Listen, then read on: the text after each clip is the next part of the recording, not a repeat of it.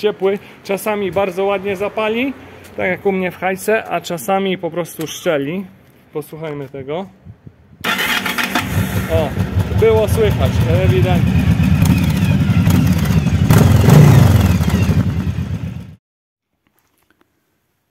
Oh fuck. To w ogóle ładowało? Dziwna sprawa.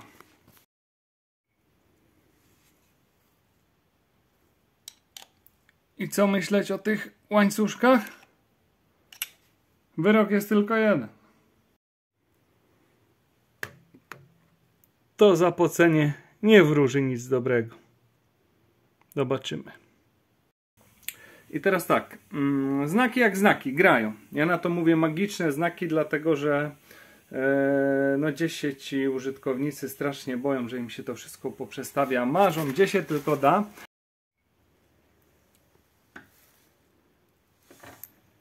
To był ostatni moment na wymianę szpilek. Za chwilę byłoby za późno i pojawiłyby się naprawdę duże kłopoty. Dobra. Ok. To sprawdzamy. To żeś naprawił?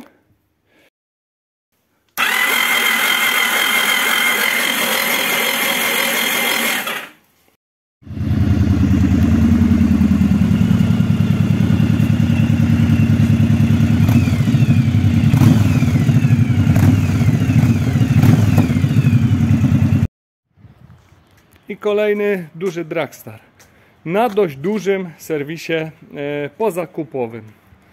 Jak widać, dużo bardziej zmodyfikowany od tego poprzedniego, który praktycznie był wyprowadzony na oryginał. Tutaj poprzedni właściciel miał no dużo większe wymagania co do sprzętu. Podokładał sporo tematów, inne wydechy, grzane manetki, jakieś tutaj gmole, kierownica podwyższona i wiele innych rzeczy.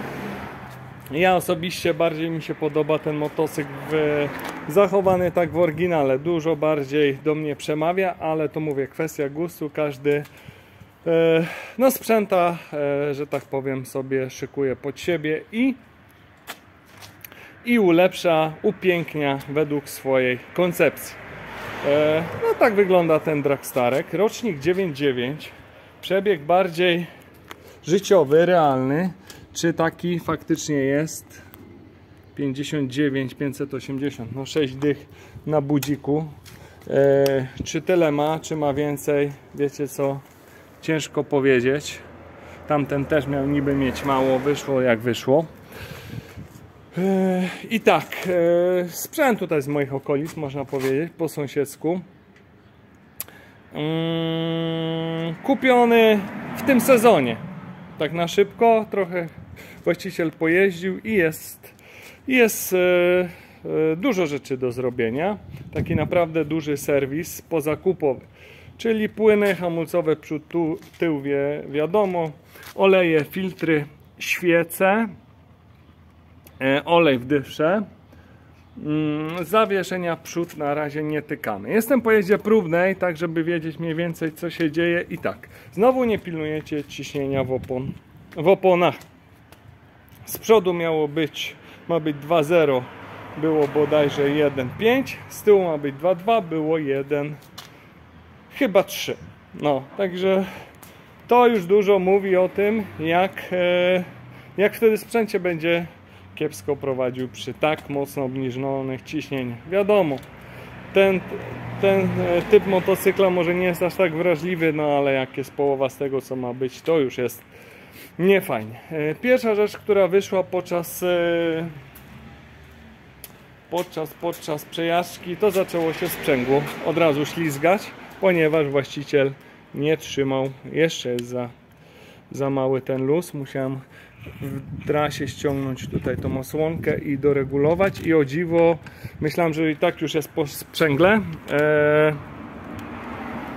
przestało się sprzęgło ślizgać, ale swoje pewnie podczas takiej jazdy dostało, więc pewnie jest w średnim stanie, ale nie ślizga się, nie wiem, będę musiał to ze właścicielem omówić, czy tam zaglądamy, czy nie. Także pilnujemy luzu na klamce. Naprawdę pilnujemy tego, żeby był wymagany z serwisówką luz na klamce. Dobra, kolejna rzecz. Mimo iż motocykl w miarę tam zapala, jeździ, nie za bardzo grymasi, to do roboty są gaźniki, w jakim stanie to widać, plus tu jakieś zapocenia, praktycznie gaźniki czarne. Stały bardzo długo i w stanie są bardzo średnim. Dodatkowo, nie wiem czy widać, popękane krótce. Z zewnątrz oczywiście to co widać, pewnie jeszcze nie jest tak, że już tam gdzieś przepuszczają, ale krótce są również do wymiany, do sprawdzenia zawory standardowo, do wymiany filtr, świece i do sprawdzenia te nieszczęsne łańcuszki. Zobaczymy jak z nimi, może już były wymieniane i będzie spokójnie, dotykamy, a może coś już z nimi jest nie tak. To się wszystko zobaczy. Tutaj właściciel nie wiedział, że to jest plastik, potraktował z bliska Kerscher, tak sobie zrobił. Świeżo po zakupie, także te tematy będą do dopieszczenia, do wymiany. I co jeszcze z takich rzeczy niefajnych? Problem jest z rozrusznikiem. Może nie z samym rozrusznikiem, co z tym kołem jednokierunkowym rozrusznika, czyli to co u mnie w Hayabusie. Szczela, przepuszcza i daje już znaki, że po prostu się kończy. Jest na wykończeniu. Nie wiem czy to usłyszycie, silnik jest ciepły, czasami bardzo ładnie zapali, tak jak u mnie w Hajce, a czasami po prostu szczeli. Posłuchajmy tego. O, było słychać, ewidentnie.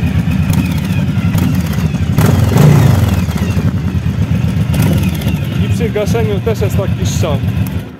Teraz nie słychać. Zobaczmy jeszcze raz. O, strzeliło. O, dokładnie to. Czyli kończy się sprzęgiełko jednokierunkowe. Jeszcze tutaj z bliska sobie posłuchajcie, jak to ładnie tam strzela.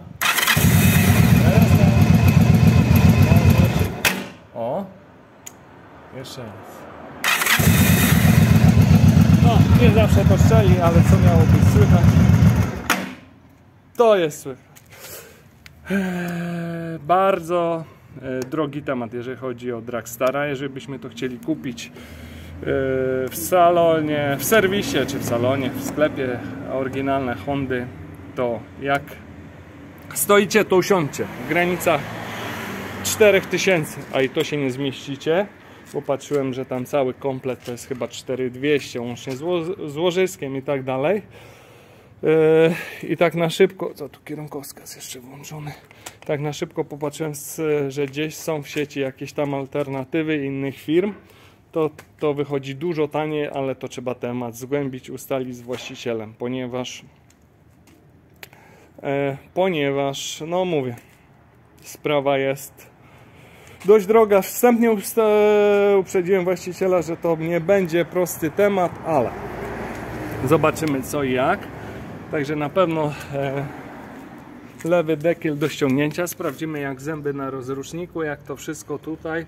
No ale chyba wiadomo o co chodzi. Także to jest to do zamontowania gniazdo zapalniczki, jakieś tu dodatkowe oświetlenie sobie właściciel wymyślił do wymiany któryś z kierunkowskazów, bezuszkodzony.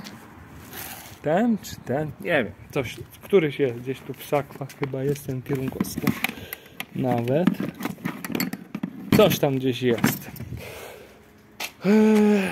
Do wymiany także będą opony przód, tył ze względu na ich wiek, bo raczej na bieżnik to nie. Bieżnik jeszcze bardzo ładny, ale wiek już robi swoje. Jedna rzecz, która mnie bardzo zmartwiła, jak sobie popatrzyłem na sprzęt. Zobaczcie tutaj. Widzicie jak się ładnie patrzy tutaj.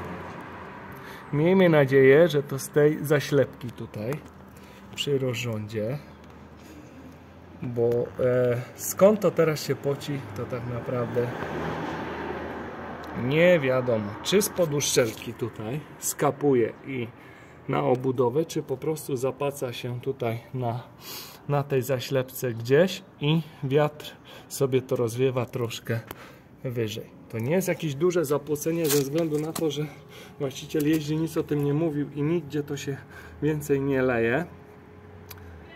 Ale by było bardzo niefajnie, gdyby to było spod uszczelki pod głowicą. No to wtedy już jest kosmos i no nie chciałoby mi się tego ściągać, powiem szczerze. Także temat jeszcze będzie ciężki do wychwycenia, dlatego że trzeba to wytrzeć,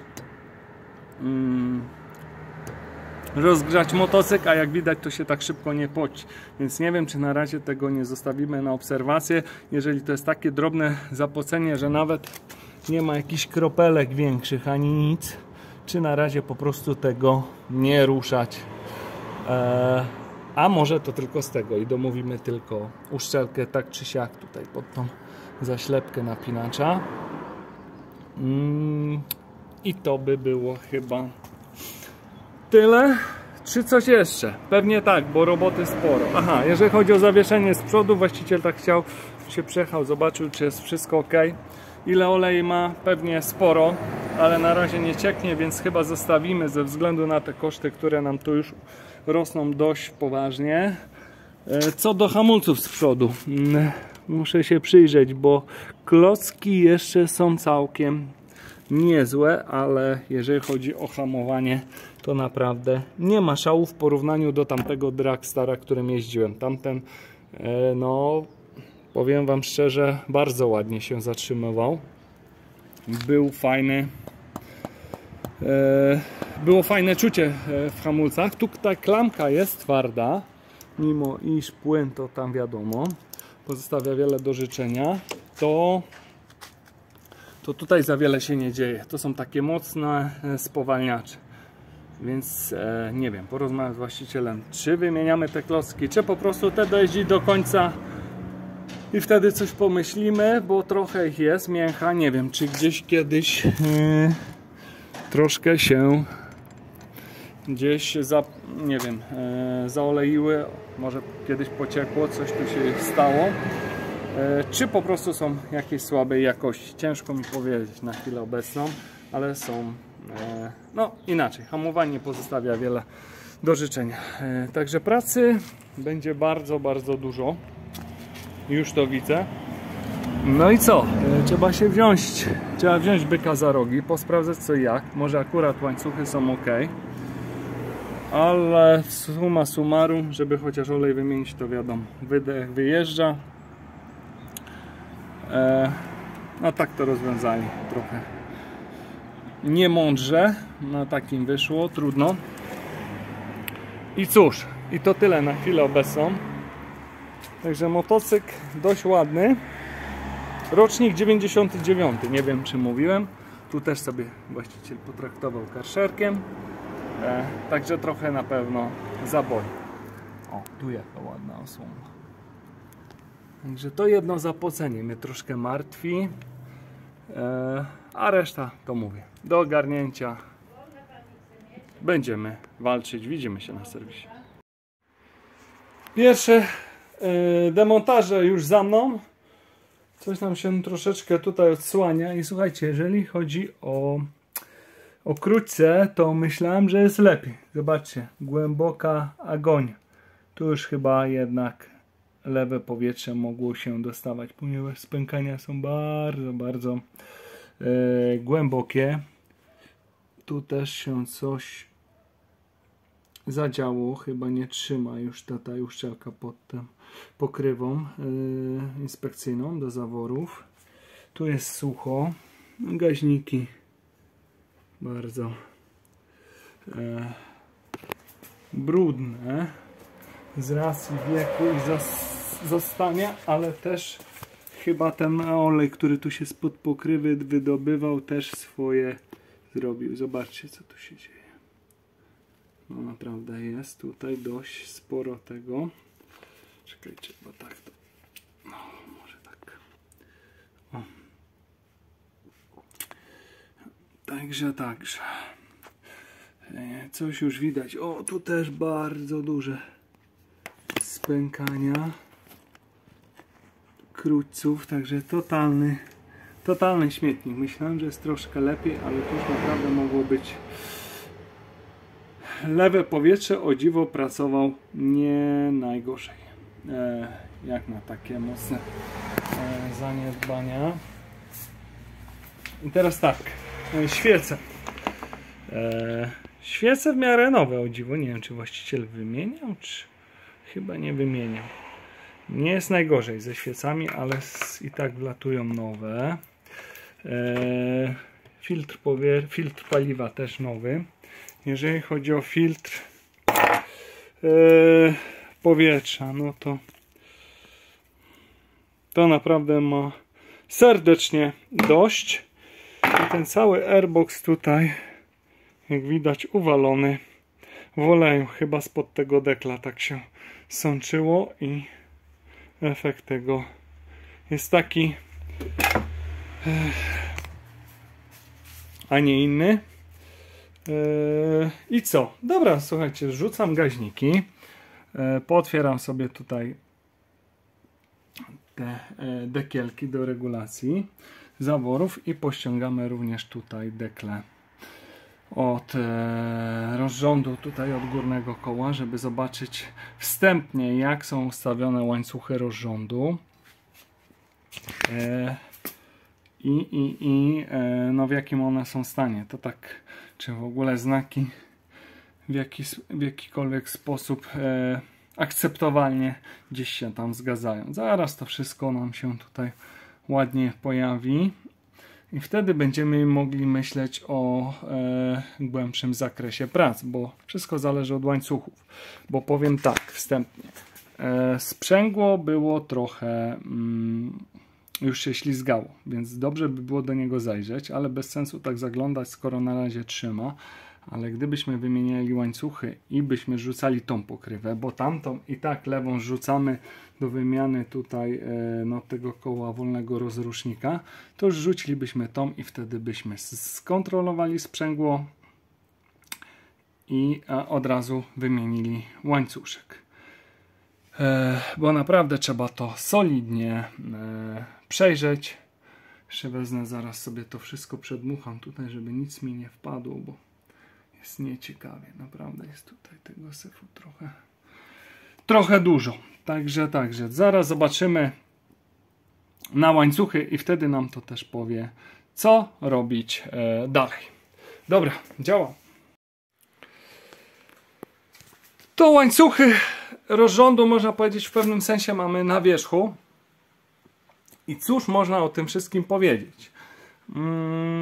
O dziwo, znaki bardzo fajnie grają na rozrządach, jak i na przednim, takim na tylnym cylindrze. Co jest tego powodem? Ano, powodem tego jest to, że łańcuszki są wymienione, może i telefon tego nie uchwyci, no wymienione są, bo są DIDA. Także tu już był ten temat kiedyś załatwiony, dlatego tu już właścicielowi odpadają całkiem spore koszty, jeżeli chodzi o wymianę rozrządu. Także jaki przód, taki tył miewa się całkiem dobrze. Tu też jest DIT. Czy mój telefon to coś chce pokazać? No, musicie mi wierzyć na słowo, że jest również DIT i one są całkiem fajnie sztywne. Nie latają gdzieś tutaj na zębach. O odciągnięciu też jeszcze nie ma mowy. Także po ustawieniu na znak dla tylnego cylindra również fajnie to wszystko gra. Także mamy to wszystko poodsłaniane. Ja w tym momencie mogę sobie wyregulować zawory, posprawdzać, wyregulować, jak one tam w ogóle wyglądają.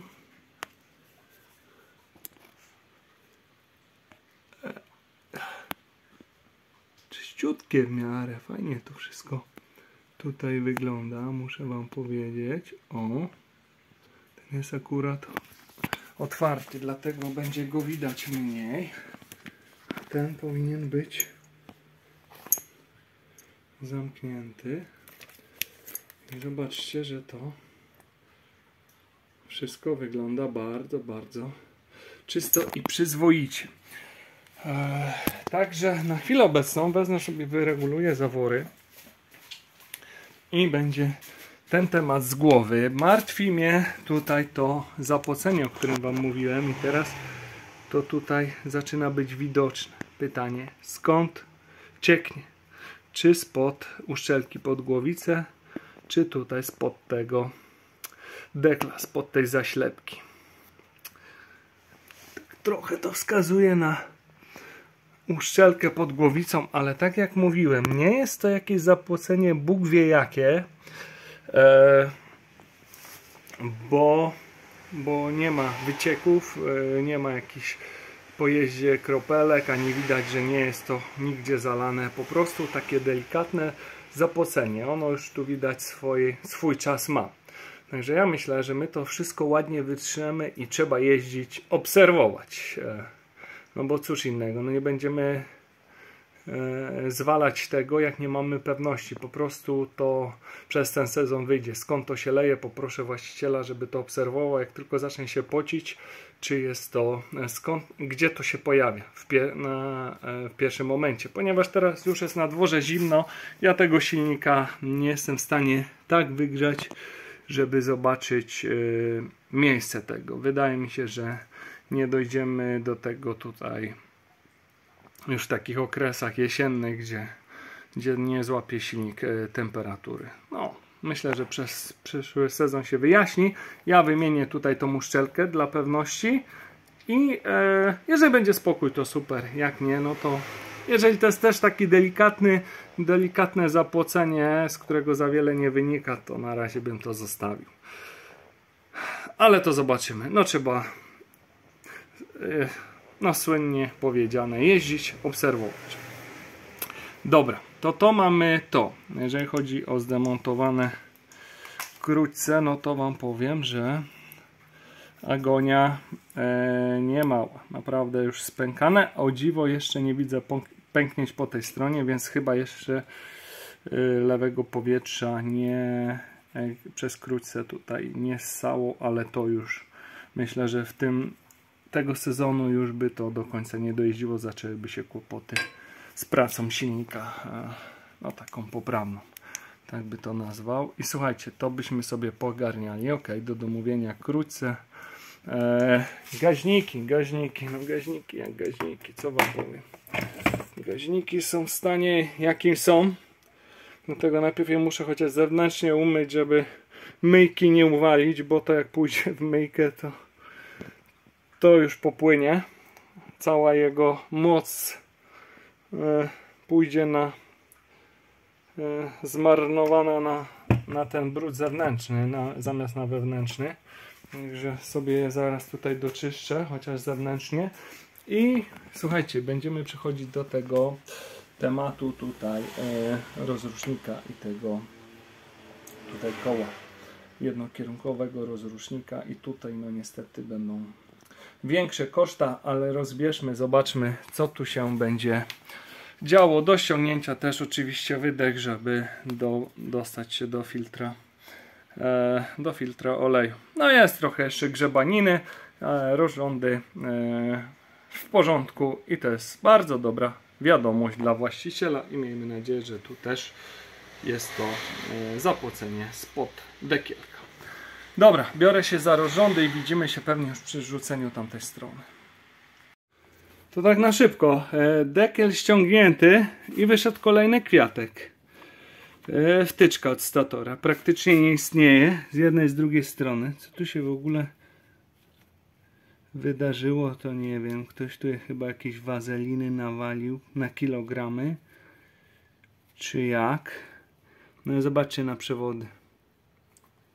Wszystko poprzegrzewane w cholerę jasno. Także będzie trzeba to niestety, ale poprawić na nowo, bo z tego nie będzie już nic. Także gdzieś tam w miarę zaglądnięte. Sam tutaj same uzwojenia. Jakby delikatnie gdzieś, ale chyba jeszcze nic im nie jest. Na szczęście. No, także w sumie dobrze, że gdzieś tutaj pod to dekle zaglądnięte, bo tak to by ktoś jeździł, aż by w końcu motocykl stanął na drodze, bo by się to wszystko potopiło, zgrzało i tyle. Troszkę osadziku jest, jak widać. Gdzieś też olej troszeczkę kiedyś był zapomniany. No nic, no będzie trzeba to doczyścić i tu także osady. Ok, zaraz zobaczymy co z tym kołem wolnym rozrusznika. Jak zęby wyglądają. Chyba wszystko w miarę jest ok, ale to sobie wszystko na spokojnie rozbierzemy, zweryfikujemy, żeby po prostu nie wymieniać czegoś, co jest dobre, bo koszty są niemałe. Co tu się dzieje? To głowa mała. Tu miała być szybka robota, jednodniowa wymiana kosza po regeneracji. Niestety kosz jak na moje został wadliwie zregenerowany, ale o tym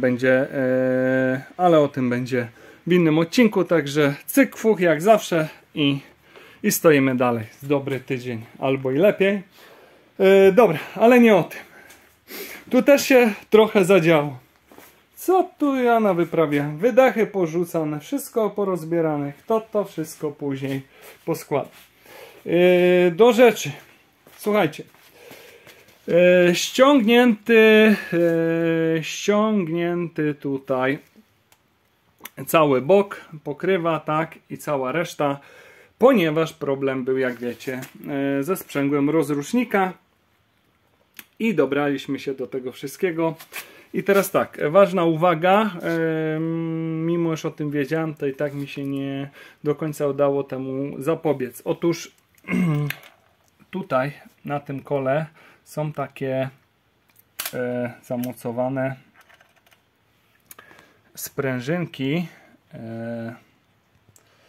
sprężynki takie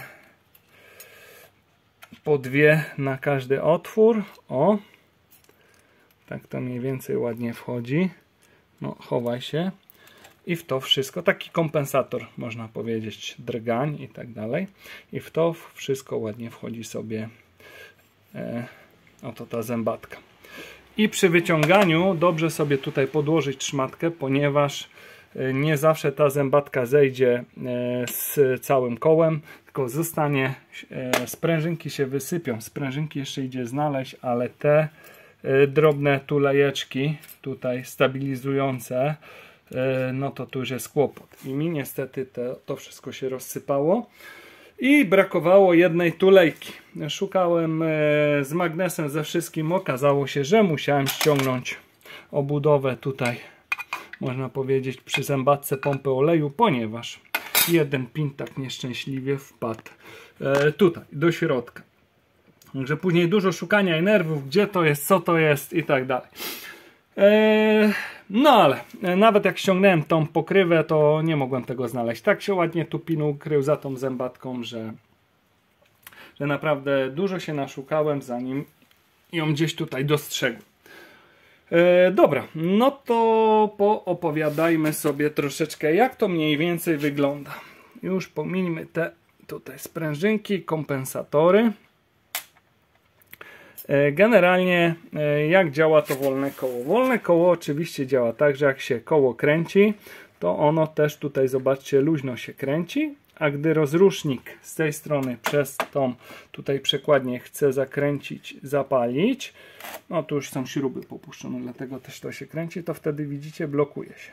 Cyk i motocykl wtedy zapala. A tak cały czas to koło się kręci luźno. No to samo co macie w rowerze z tyłu, tak, w piaście. No na tej samej zasadzie to działa. Troszeczkę inne rozwiązanie oczywiście, ale tak to mniej więcej wygląda. No i niestety w tym modelu jest to bardzo awaryjny temat, ponieważ no, mnóstwo tego jest w sieci, że mają ludzie problemy akurat w tym modelu ze sprzęgłem rozrusznika, z tym kołem jednokierunkowym. Zobaczmy, jak to mniej więcej, z czego to się składa. Jest taki pierścień Segera zabezpieczający, pod tego taka duża podkładka, jest jedno koło, jest znowu łożysko igiełkowe i jest to drugie koło właśnie z tymi roleczkami, które się zazębiają. No i to po prostu z czasem się wyrabia i albo szczela mocno, tak jak w tym przypadku, a czasami już całkiem przepuszcza, nie uruchomicie motocykla. No widać, że tu już się to wszystko dość mocno zużywało, bo jest tego szlamu też niemało. I cóż, są zestawy naprawcze, które też kosztują, to nie jest oryginał, który też kosztuje niemało. W zestawie nowe śruby, nawet klej, uszczelka. No i mówię, tu całość nowa i jak widać to rozwiązanie jest troszeczkę inaczej. Ponoć te kości tutaj są poprawione i widać, że jest ich dużo więcej, są grubsze. Wygląda na to, że jest to rozwiązanie, że tak powiem, trwalsze. Czas pokaże. Szczerze mówiąc, szukałem trochę informacji z właścicielem po sieci. Niby to działa. Jak długo? No nie będę tutaj ani chwalił, ani ganił. Po prostu nie wiem.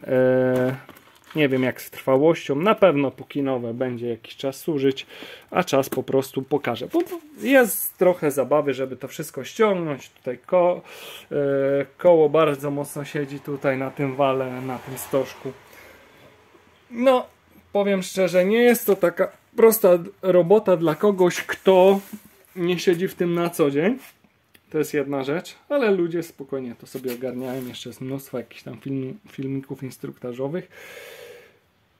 I co jeszcze? Widziałem, że bardzo mocno ludzie sobie znaczą te znaki, boją się przestawienia tego rozrządu. Wyobraźcie sobie, że ja nie mam ani jednego znaku. Nigdzie, kompletnie. Nic nie zaznaczałem. Bo jeżeli ktoś wie, jak ten rozrząd ma grać, to praktycznie nie musi tego robić. Także u mnie wszystko jest bez znaków. Żeby było jeszcze ciekawiej, to nie zgadza się nawet tutaj to koło pośredniczące ze znakiem, bo mamy tutaj kropkę, która powinna, no tutaj jak się ustawi ładnie wał, to klin wychodzi gdzieś tutaj, później to pokażę. I ta kropka powinna się z tym klinem zgrywać, ale jak były wymieniane łańcuszki, to już się ten znak nie zgrywa i chyba sobie go poprawię tak, żeby było fajnie, bo powinno być tak, że jeżeli na górze, na wałku rozrządu znaki idealnie się pokrywają, to ta kropka powinna się pokrywać idealnie tutaj z wałem w linii prostej. No tutaj jest clean, który również się ustawia równo z tym znakiem. Powiem tak, czy to trzeba zrobić? Nie, ale ja to zrobię, bo lubię jak to wszystko jest zrobione tak jak powinno być. Także jak chcecie, to sobie znaczcie, jak będziecie mieli problemy. Moim zdaniem, jak ktoś rozumie te znaki i ma doświadczenie, to żadne znaczenie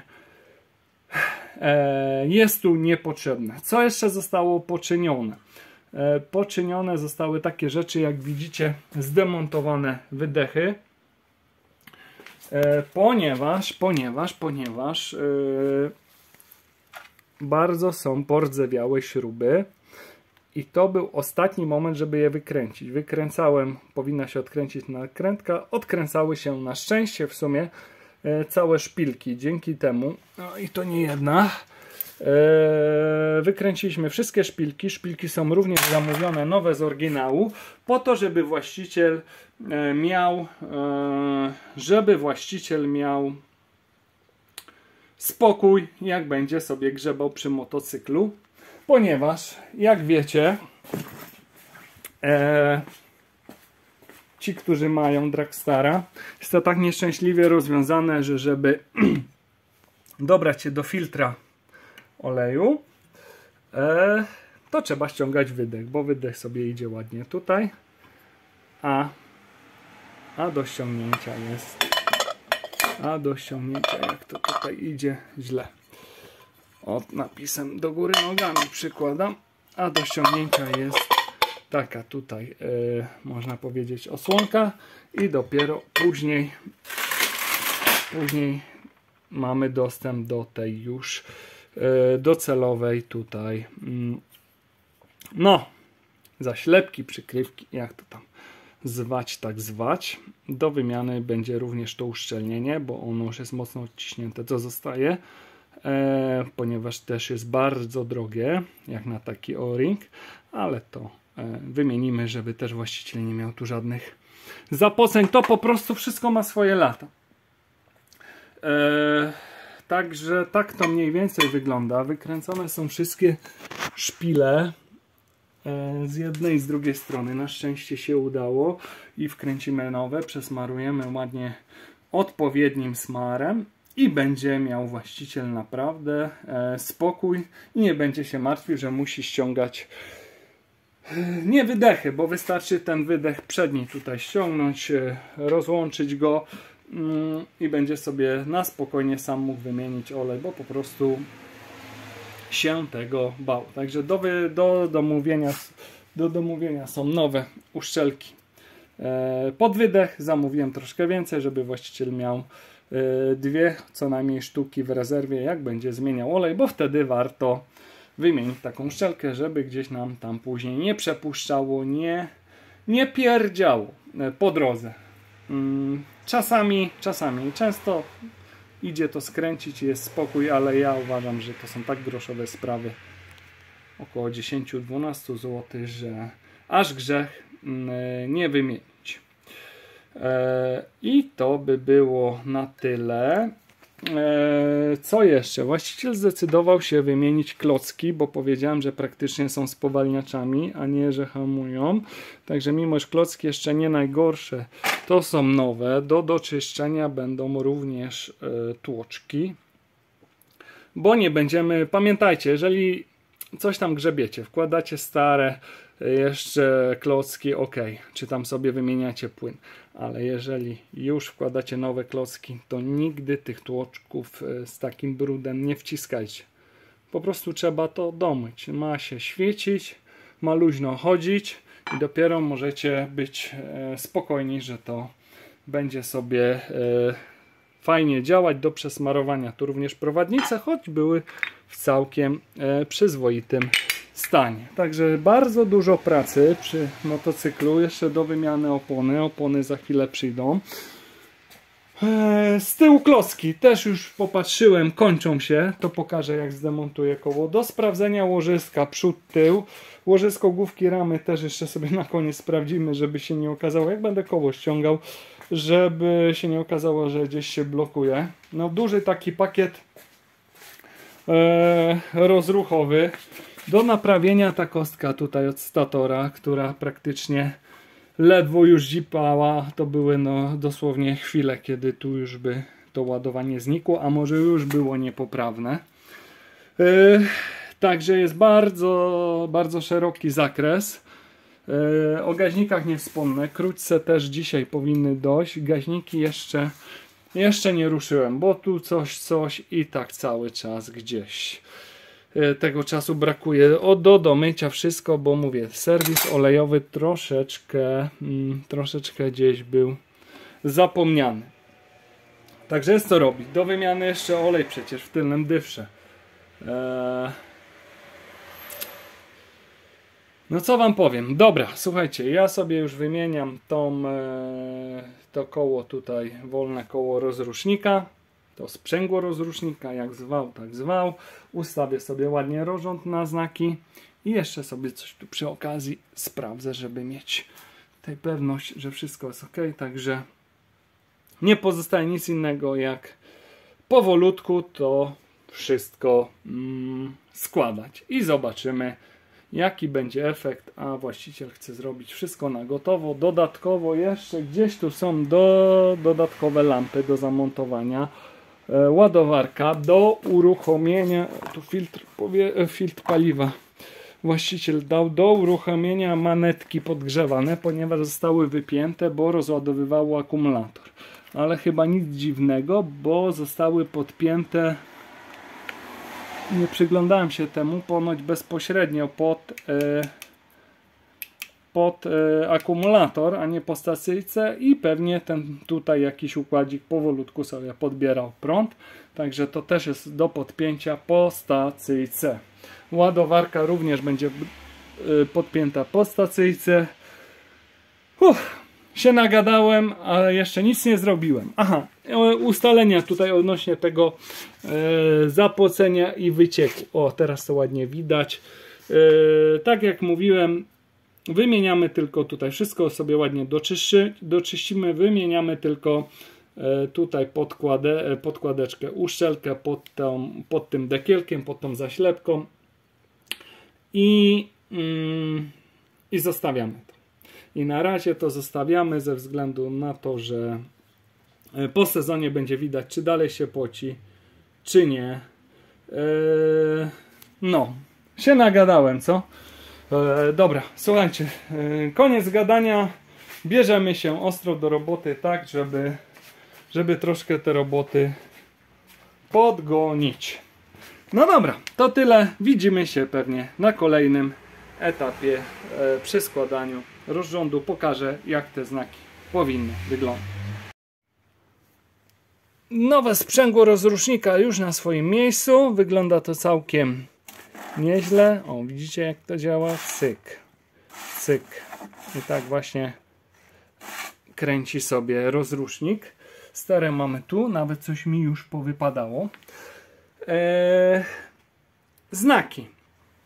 Ustawiłem wszystko zgodnie z serwisówką, tak jak ma być. Mimo iż to może aż takie konieczne nie jest, ale zobaczcie. Wał, klin na wale idealnie gra ze znakiem na tym kole pośredniczącym i do tego idealnie nam tu gra znak na wałku rozrządu. No było to, jak widzieliście, przestawione. Chwila, moment i już jest tak, jak być powinno. I później, żeby było ciekawiej, słuchajcie, tu na tym kole, zębatym, które już tu idzie w całości nakładane na wał, również musi być kropka, musi się pokrywać z klinem i ta kropka powinna się pokrywać z tą kropką. My jej nie widzimy, bo to idzie tą stroną, dlatego zrobiłem wam tutaj znaczek i ona generalnie przychodzi tak. O, czekajcie, bo to jedną ręką troszkę pręży. O, dajcie mi chwileczkę.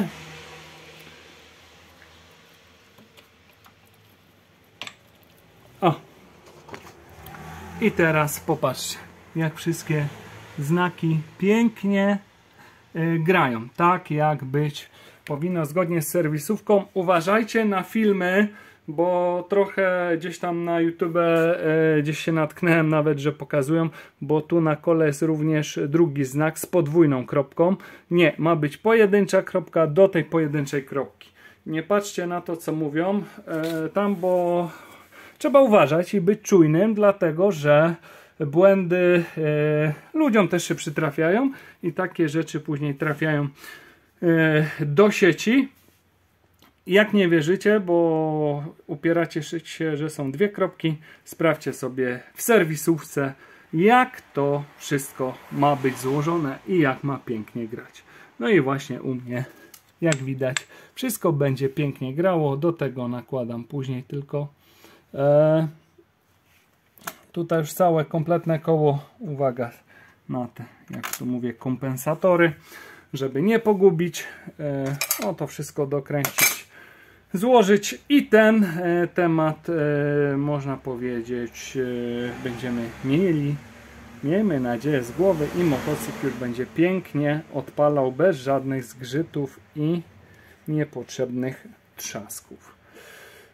No tak to mniej więcej wygląda. Przy okazji mówię, warto sobie tutaj zrobić takie rzeczy i sobie te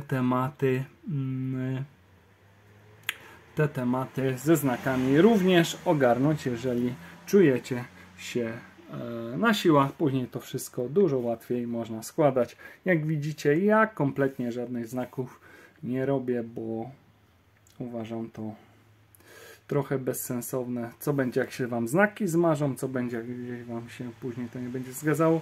Trzeba wiedzieć, jak rozrząd ma grać na kołach. I tutaj również przestrzegam, że jeżeli sobie tu zaczniecie kręcić, to trzeba w odpowiedni obrót wszczelić się w stosunku do przedniego cylindra, bo możecie źle ustawić jakby tylny cylinder co do przedniego cylindra. Trzeba uważać i sobie zobaczyć, jak ma, w jakim stanie ma być koło i znak na pierwszym cylindrze,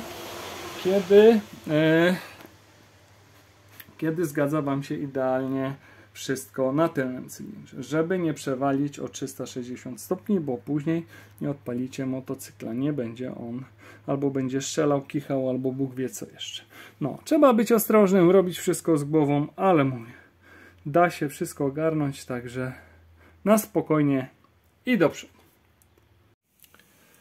Powierzchnię już sobie ogarnąłem, jedne i drugie. Tutaj cały dekiel doczyszczony z tych osadów, które gdzieś się tu pojawiły. Tak samo tutaj starałem się coś tam doczyścić. I teraz tak, no wszystko przygotowane do składania.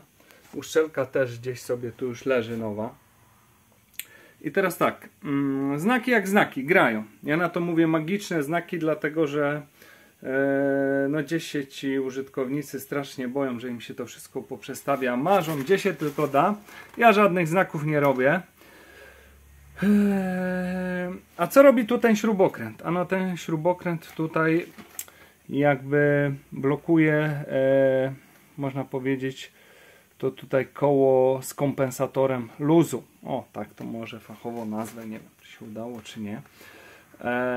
Ponieważ jeżeli sobie tego nie zblokujecie, bo zobaczcie, teraz zębatka bardzo luźno sobie wchodzi i ładnie to wam później całość się uda złożyć. Natomiast jeżeli wyciągnę ten śrubokręt, zobaczcie, przesuwają się koła, ponieważ są tu sprężyny zabudowane na tym kole zębatym. I są też przypadki, gdzie ludzie o tym nie wiedzą albo nie widzą i próbują to później na siłę włożyć, wbijać i uszkadzają te koła. Zdarzały się takie sytuacje. Dlatego trzeba sobie ten luz tutaj, na jedną ręką tego nie zrobię, po prostu zablokować i ustawić idealnie zęby ze sobą i dopiero można to wtedy składać. Także cóż, pozostaje to wszystko teraz w odwrotnej kolejności z odpowiednimi momentami poskładać, sprawdzić jeszcze raz znaki przód, tył, czy wszystko gra. To znaczy przód na pewno gra, bo przodu nie ruszaliśmy. Natomiast czy się też nie poprzestawiały znaki, jeżeli chodzi przedni, tylny cylinder. To, że będzie grało tu na znakach, to nie znaczy, że będzie grało razem ze sobą na znakach. To już wcześniej mówię. No ale to już takie... że tak powiem, oczywiste oczywistości, które wam tu mówię. Cóż, to już składamy, zamykamy tą pokrywę, temat z głowy. Tu jeszcze uszczelek nie mam, ale jak pokazywałem, będzie co robić, bo trochę rzeczy doszło, ale to później. Na razie złóżmy to i miejmy z głowy jakby temat lewej strony rozrusznika, tego koła rozrusznika. I to chciałbym dzisiaj zamknąć i coś może jeszcze sobie w wolnej chwili, jak mi zostanie trochę czasu, pogrzebię. Dobra, działam z tematem. Aha, pamiętajcie, tutaj jeszcze przy dźwigni zmiany biegów zawsze jest podkładeczka ona się lubi przyczepić na pokrywy przy wyciąganiu, żeby jej nie zgubić, albo później, żeby pamiętać, żeby ją też założyć. Także o tym też pamiętamy. Dobra, działam dalej. Gaźniki po części ogarnięte z tego brudu, już rozebrane, przygotowane. I tak patrząc, co było w środku, no to słuchajcie, to już nie miało prawa dobrze działać, a jeszcze jako tako motocykl jeździł i to całkiem nieźle. Jeżeli chodzi tutaj o komory pływakowe, to jest całkiem czysto. Bez większych osadów, jakichś zabrudzeń, co prawda uszczelki już na granicy odciśnięcia i cieknięcia, ale jeszcze do końca walczyły i trzymały siedzielnie. Z tego co patrzyłem, dysze są niepozamieniane. Jeszcze sprawdzę iglice, czy są również na swoich miejscach, bo to też ważne. No, gniazda podemontowane, ale wszystko mamy w komplecie, nowe, świeże. I takie też wleci. Złożymy to. Po myjce oczywiście wszystko jak trzeba ustawimy i motocykl powinien fajnie pracować na tym. Taki jest bynajmniej tego wszystkiego plan. Także cóż, myjka już się grzeje. Kończy się w zasadzie grzać. Wlatuje, to jeszcze sobie do końca je rozbiorę. Już ostatnie jakieś tam szlify. Rozbiorę sobie to wszystko i cóż, i widzimy się już zapewne przy złożonych gaźnikach. No, w miarę się fajnie rozebrały. Myślałem, że będą gdzieś mocno zawalone, ale nie. Jest dobrze, także działam dalej. Jeżeli chodzi o wszelkie potrzebne fanty, to chyba już mamy tak naprawdę komplet. Zobaczmy, co tu nam się w tym pudełku nazbierało. Filtr powietrza, to wiadomo. Klocki przód. Klocki tył.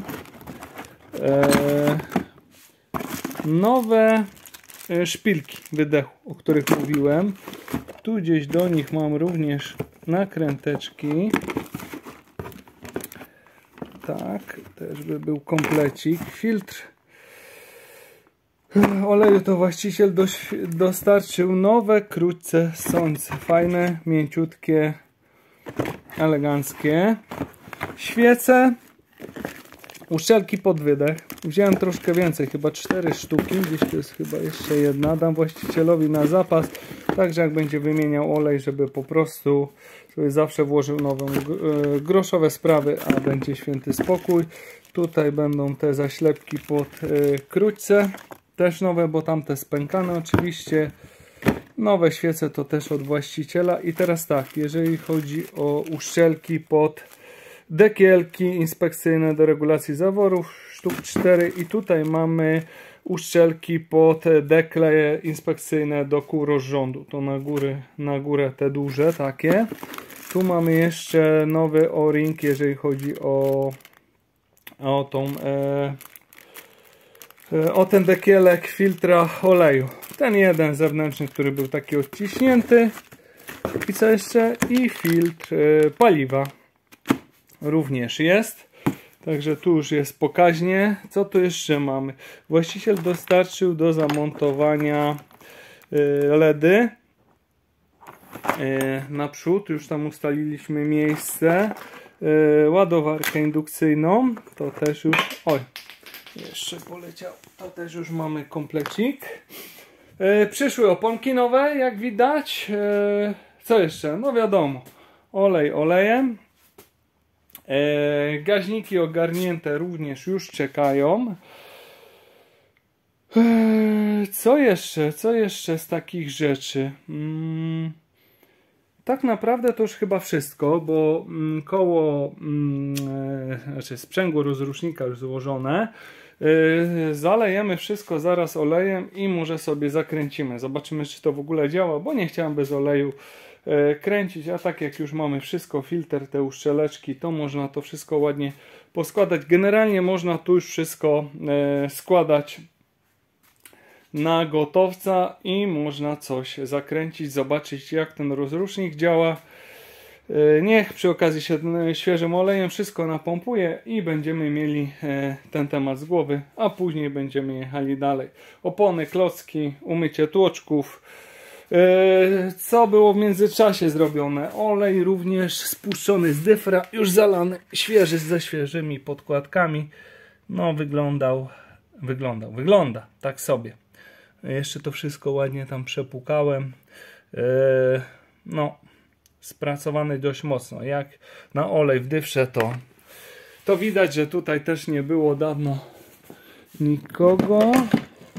Gdzieś to był, co tu jeszcze było? Jest gdzieś kierunkowskaz do podmiany ten, bo był taki brzydki. Właściciel zakupił nową sztukę, chyba z tej strony, ale teraz się nie dostanę. Także co, powolutku wszystko do złożenia. Roboty jeszcze bardzo dużo, ale mamy wszystko, więc światełko w tunelu jest. Teraz po prostu zakasać rękawy i sobie to fajnie, zgodnie ze sztuką poskładać i zobaczymy, jak nam to wszystko wyszło. Dobra, nie ma co, słuchajcie. Jak się zastanawiam, od czego zacząć, co pierwsze. Nie, najpierw sobie go zalejemy olejem i zakręcimy, czy to w ogóle działa. Dobra, to ja sobie chwilę tutaj jeszcze poczyszczę, poskładam i zobaczymy, czy rozrusznik w końcu kręci tak, jak powinien. Słuchajcie, jeżeli chodzi o ten wyciek tutaj z przodu, to jest nadzieja, że to nie spod uszczelki, spod głowicy, ponieważ jedna ze śrub praktycznie odkręciła mi się w rękach, także może skończy się na wymianie samej uszczelki pod tutaj tym dekielkiem. To jest taka sama uszczelka jak pod napinacz, także domówione z oryginału. Chyba nie pokazałem, że też są dwie sztuki, bo tam z drugiej strony też przy ustawianiu rozrządu też damy nową, tak żeby tu już się więcej takie rzeczy nie działy. Dobra, także doczyszczone i zobaczymy, czy będzie jakieś zapocenie, chociaż mówię, jak nawet coś się będzie działo, to dowiemy się już podczas sezonu, kiedy będzie ciepło i będzie można dobrze rozgrać sprzęta, ale miejmy nadzieję, znaczy inaczej, bądźmy dobrej myśli. W ten sposób, bo mówię, jedna śruba odkręciła się praktycznie bez użycia klucza, taka była luźna. No zobaczymy. To dobry znak. Także skręcamy wszystko na nowych uszczelkach i zobaczymy, jak to wszystko będzie później się sprawować. To co, tak na szybko byśmy sobie sprawdzili, czy w ogóle to koło, ten rozrusznik, to wszystko ze sobą ładnie gra. Bo szczerze mówiąc, bez oleju tego nie sprawdzałem. To tak sobie przekręcimy jeszcze bez gaźników, bez wkręconych świec. Niech się chociaż olej rozprowadzi przy okazji, bo już wszystko zalane. Dobra. Ok. To sprawdzamy. To żeś naprawił? Ale czekajcie, bo tu może nie być luzu. O, chyba nie było luzu. Uwaga, jeszcze raz. O!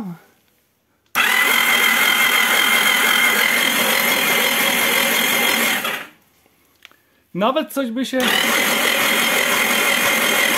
chciało kręcić i nie ma tego brzydkiego stuku, ale to na razie jeszcze bez obciążenia. Zobaczymy. Dobra, nie ma go co męczyć. Wiemy o co chodzi.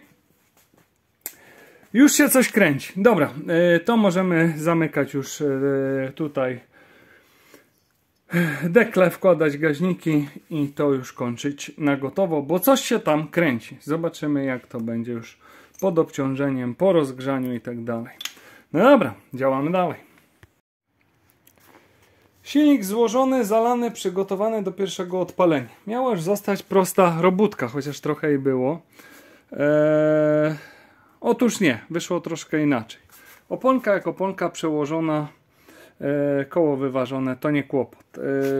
Miały być wymienione tylko klocki, ale okazało się, że zacisk, moi kochani, stoi kompletnie. Trochę się później rozruszał, ale to dalej nie jest to, dlatego zostały zdemontowane tłoczki. Z drugiej strony jest analogicznie taka sama sytuacja. Tłoczki doczyściłem, wyglądają nie najgorzej, więc zostaną. Ewentualnie podmieni się uszczelniacze, ale muszę sobie jeszcze je obejrzeć. I tyle, także wszystko do rozebrania w drobny mak, do złożenia na nowo po wyczyszczeniu, ponieważ, no mówię, wyjaśniło się, czemu te klocki tak słabo hamowały, czy czemu przodu nie było, tylko spowalniacze, ponieważ to wszystko brało bardzo, bardzo słabo ze względu na zapieczone tłoczki. I tak, hamulce, tarcze. Klocki może i były dobre, ale co z tego, jak to wszystko tutaj nie działało jak trzeba, to najwyżej właściciel będzie miał na kolejną podmiankę. Można spróbować, czy coś z nich będzie, bo całkiem w niezłym stanie, jeżeli chodzi o grubość, były i nie widziałem, żeby były zaolejone. Także jest nadzieja, że jeszcze może coś z nich będzie, ale to tam innym razem. To samo z tyłem.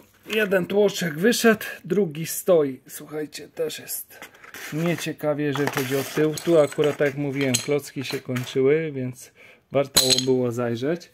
Zresztą bardzo ciężko było zdemontować zacisk,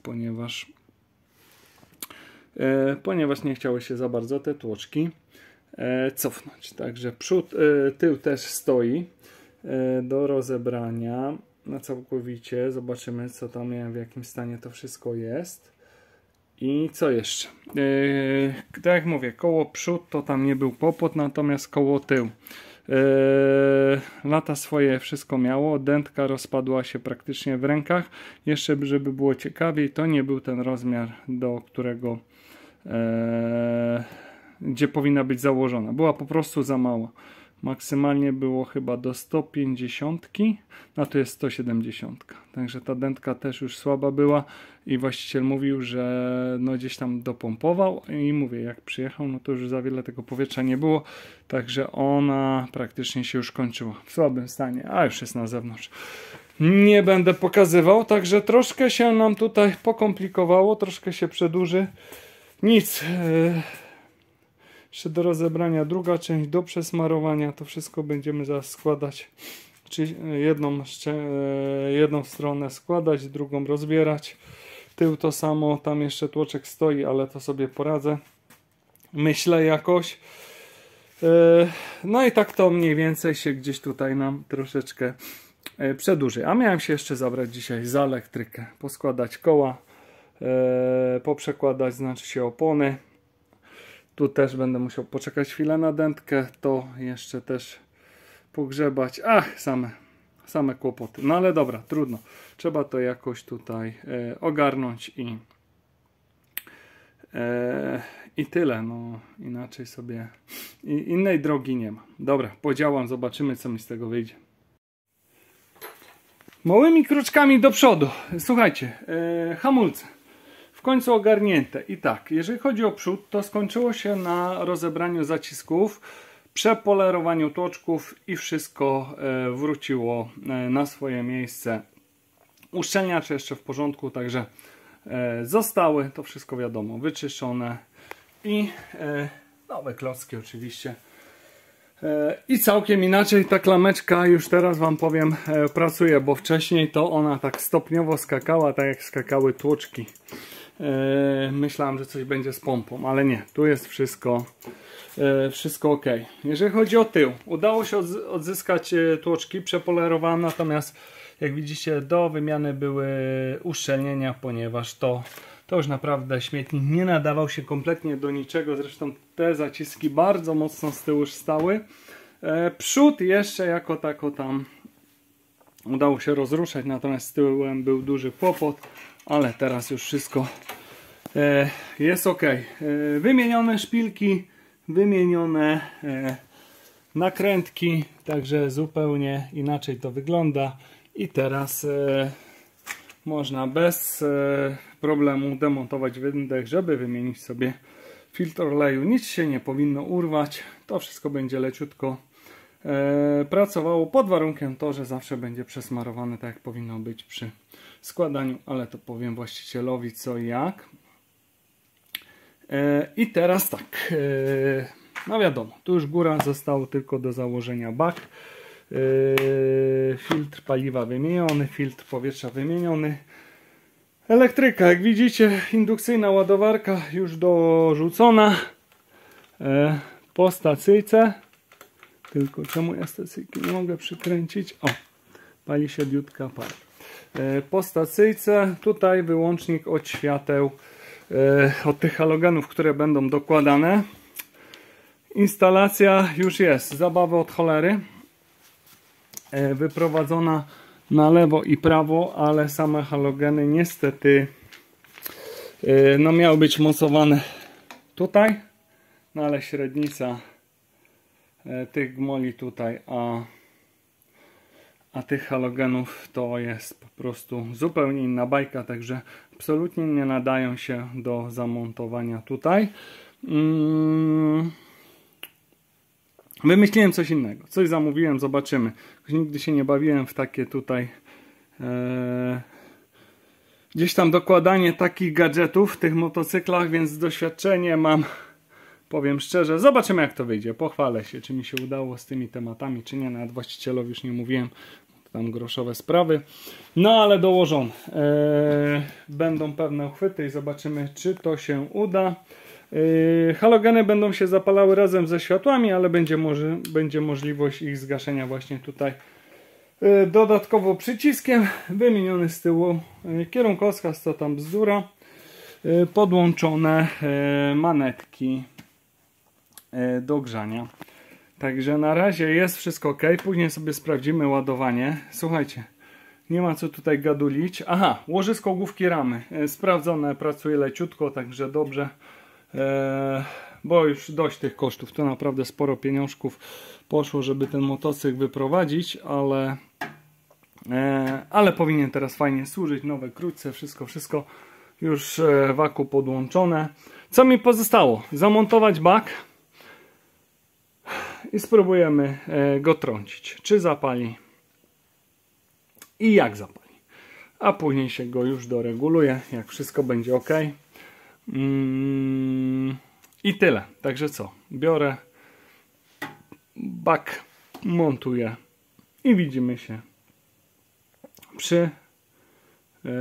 przy pierwszym odpaleniu. Próba będzie na pewno, a czy odpali, to zobaczymy. To co? Już czas. Trzeba trącić sprzęta. Zobaczymy, co to z tego wszystkiego wyszło. Trzeba dopompować.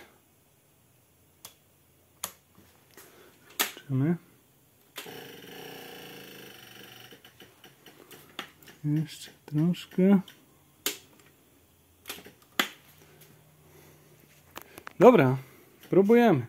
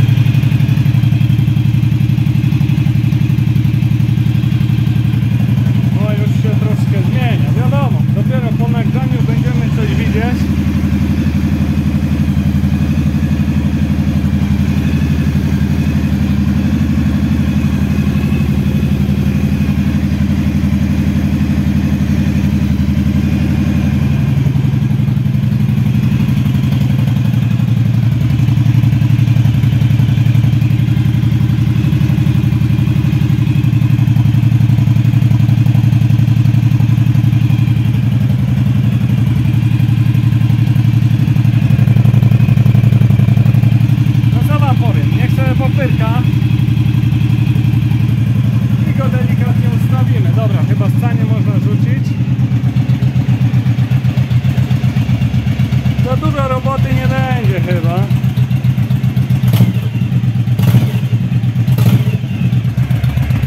O!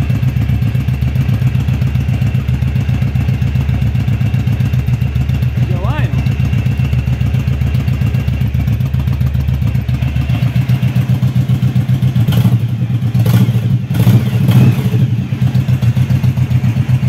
Chodzi ładnie, nawet nie ma co dotykać.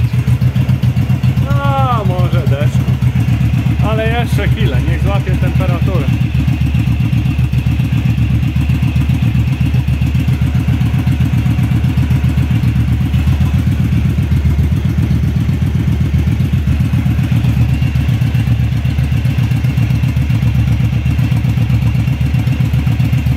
Dobra, ja sobie przygotuję miernik, może sprawdzimy ładowanie, zanim on się rozgrzeje. Ładowanie bardzo ładne, na wolnych.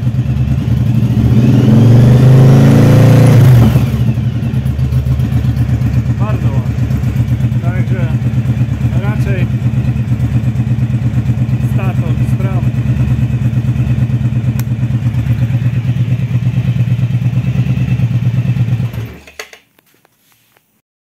Dobra, coś tam ustawione. AFR-ek troszkę dopieszczony. No zobaczymy na ciepło, czy nic nie stuka, nic nie puka. Pięknie.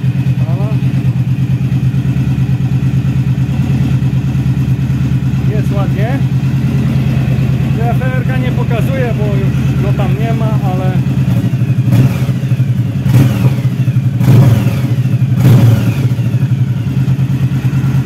to jest to. I to tyle, słuchajcie. Złożę... Dobra. Dość tego. Złożę siedzenie, bak przykręcę. I co? O. Tutaj jeszcze tą obudowę, osłonę, gaźniczka. I jakaś jazda próbna. Czy dzisiaj? Szczerze mówiąc, nie wiem. Zobaczymy. Czy mi się jeszcze chce? A może, zobaczymy. Bo naprawdę pracuje obiecująco, rozrusznik również jest ok. Wycieków na razie jakichkolwiek brak. Te osłonki zaraz jeszcze uzupełnię. Tutaj ładowanie było sprawdzone, też wszystko w porządku. Co więcej, wydaje mi się, że jak jeszcze uda mi się te LEDy jutro ograć, to już będzie wszystko w temacie. No ale dobra, zobaczymy co i jak po jeździe testowej.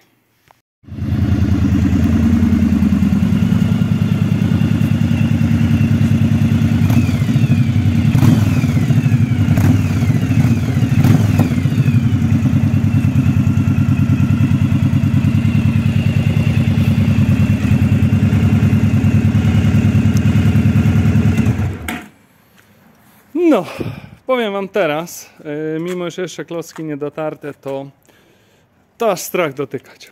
No jak na tą masę to motocykl no momentalnie łapie, pięknie się zatrzymuje, także z hamulców będzie na pewno właściciel zadowolony. Myślę, że z reszty prac też. Powiem wam, po przejażdżce znowu jestem zafascynowany tą charakterystyką tego silnika. I coś mi chodzi po głowie, zadam wam zagadkę. Też z tym silnikiem Yamaha, ale nie chopper. Może ktoś wie, o co mi chodzi. Myślę, coś bije się z myślami, czy coś takiego sobie do kolekcji nie zakupić. Bo ten silnik po prostu jest rewelacyjny. A sylwetka chopper nie do końca mi pasuje, a jest coś z tym silnikiem, co chopperem nie jest. Także jak ktoś wie, co to jest, to proszę o komentarz. Dobra, co do motocykla. No pakiet rozruchowy włożony, pozakupowy. Mnóstwo pracy i mnóstwo pieniędzy. Bo zobaczcie sobie, że tak, to co właściciel kupił, czyli koło, to sprzęgło rozrusznika w granicach 1000 albo i lepiej. Opony plus minus też będzie 1000 i części to w 1000 się nie zamkną. Bardziej chyba u mnie, jeżeli chodzi o fakturę, nie wiem, muszę jeszcze zobaczyć, to jest też z 1000, no bardziej dwójki jak 1000.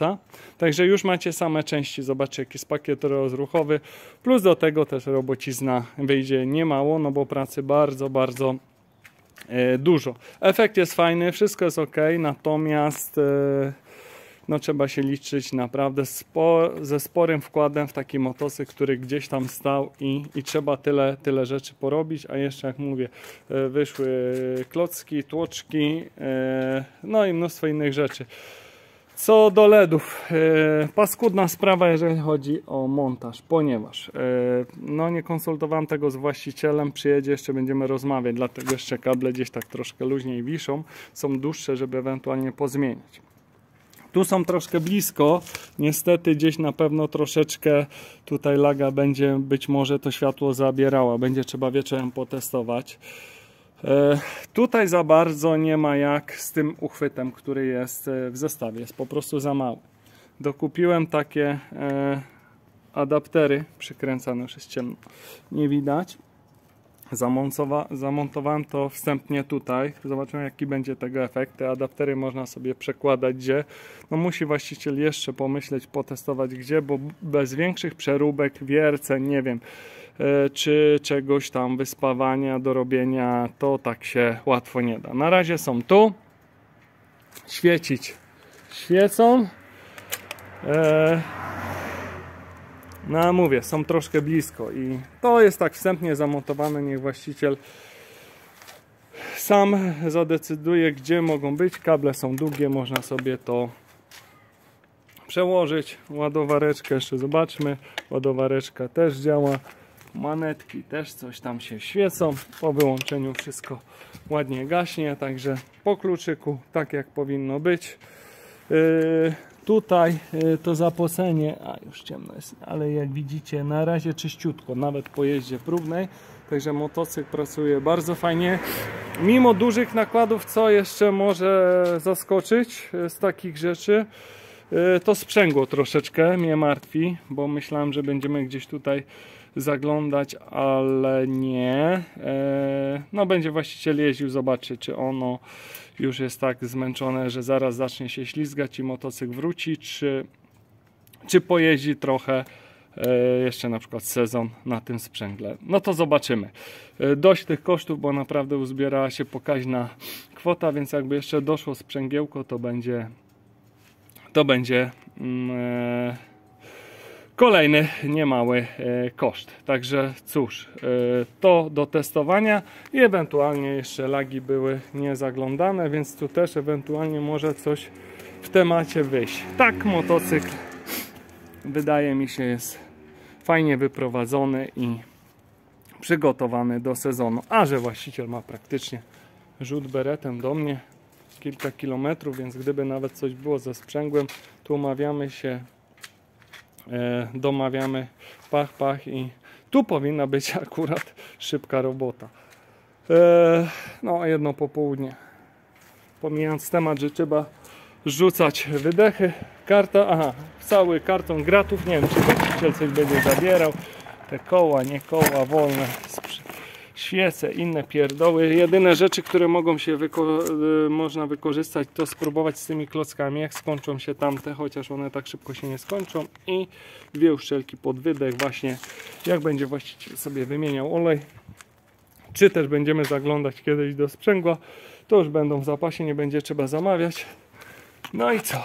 Karta pacjenta, przebieg, wszystko ustawione, luzy, rozpiska prac co kiedy, później i mnóstwo papierów i faktur, rachunków, bo trochę się tego nazbierało. No, także Dragstar ogarnięty, magiczne znaki jakoś nas rozrządu nas nie pokonały. Zobaczmy jeszcze, a co tu się lustereczko odkręciło, jak on teraz pali.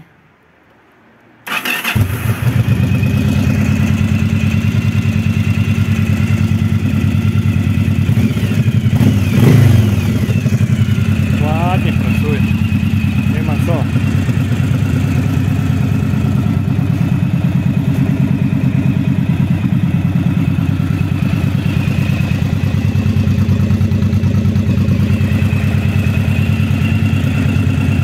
Także to można sobie, światła mijania są, a LEDy można sobie zgasić dodatkowo i tyle. Także.